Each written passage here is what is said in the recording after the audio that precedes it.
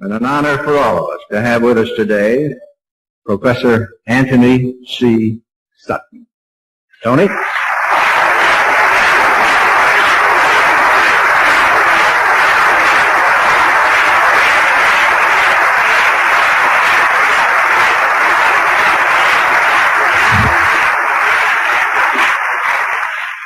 So let's get to the point. How did the Soviet Union become a world power?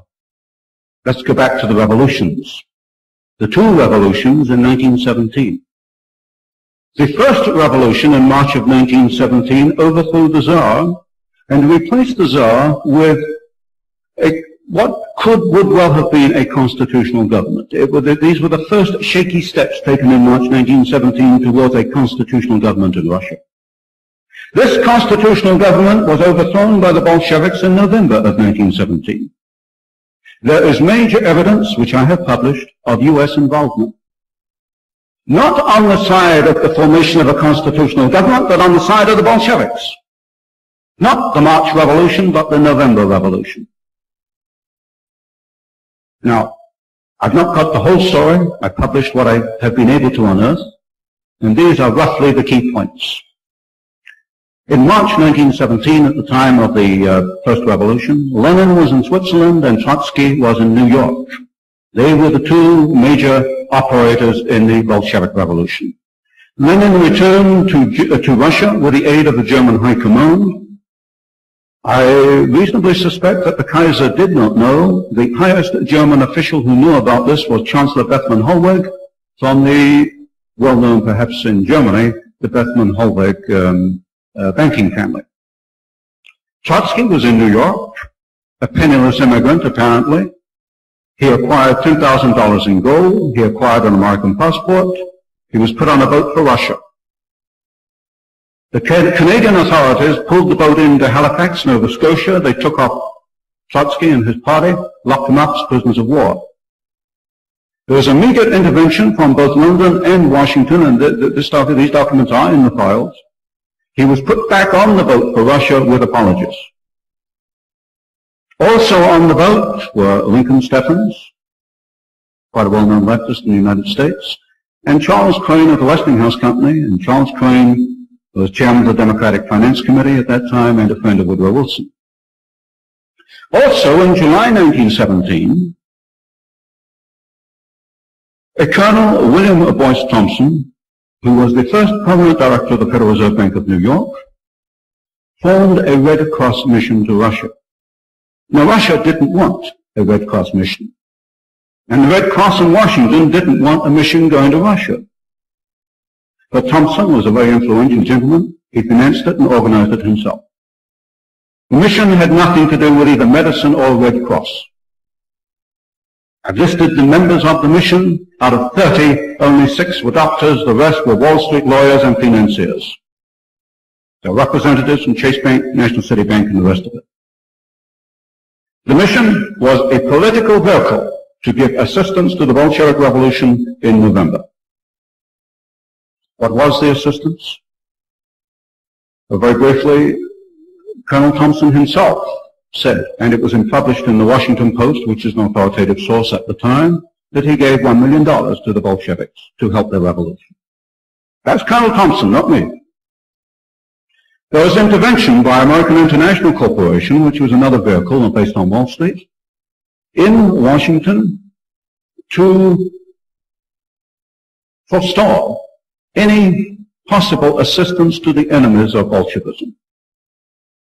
Further, you can find in the British Foreign Office files the fact that Thompson and Lamont of the Morgans went to see Prime Minister Lloyd George in England and changed in one meeting British policy from being anti-Bolshevik to being pro-Bolshevik. This information, I would point out, comes from the British War Cabinet papers, Thompson's own papers, and the State Department files. The documents are quite genuine. Now, in early 1918, the Bolsheviks held only a very small part of Russia. They held really just Moscow and Petrograd. They were fighting both the whites and the greens. Now, the history books don't tell you about the greens. They only tell you about the reds and the whites. There were 700,000 greens. And the Greens were Bolsheviks who saw that Lenin and Trotsky had betrayed the revolution to capitalists, and this was pointed out in the Russian newspapers at the time, and the Greens, 700,000 strong, were fighting against the Bolsheviks with the whites. But what happened is that the Wall Street mission and its allies in the United States gave the Bolsheviks enough breathing space to be able to occupy Russia. And so this high-level collusion between the Soviet Union, the United States, and other countries has gone on since 1917. Now, also according to the history books, at the time of the revolution and civil war in Russia, Russian industry was in ruins. This is nonsense. Russian industry was not destroyed except perhaps in Petrograd. It was idle. It was in what the Soviets call a state of technical preservation. What happened was that the middle class, the technicians and the managers, left Russia. They weren't Bolshevik. And the plants and the equipment were standing there idle, and the Bolshevik revolutionists had no means to get it into action. What happened was, in the 1920s, foreign companies, mainly American or German, and the German companies were affiliated with major American corporations, mostly. These companies went into Russia, and they gave technical assistance, or they took the foreign concessions, some 300 or 400 of them, and this got the Soviet Union off in economic development. This, of course, I've covered in the very first book I put out back in 1968. The period from 1917 to 1930, how very prominent firms like Westinghouse, General Electric, Ford Motor Company, Standard Oil, these firms, through concessions and technical assistance agreements, enabled the idle Russian industry to get restarted under the Soviets. There are two names which should not be forgotten from the 1920s. Avro Harriman, who was operating the Georgian Manganese concession, and Armand Hammer, whose father, of course, Julius Hammer, was executive secretary of the Communist Party USA. That is something the Los Angeles Times never prints, but it's quite verifiable. I would point out, to keep the text straight, that the State Department was not at fault, as I see it. It's quite clear from the files, as I have read them, that State Department officials could look ahead. They saw the possibility of a war like Korea and Vietnam, where the Soviets would supply the other side. They looked ahead and they say, no, stay out of the Soviet Union, let it find its own feet, and we should not help to build it up. Those men that I call the corporate socialists, who run large corporations, then and now, I submit, are betraying a free enterprise society.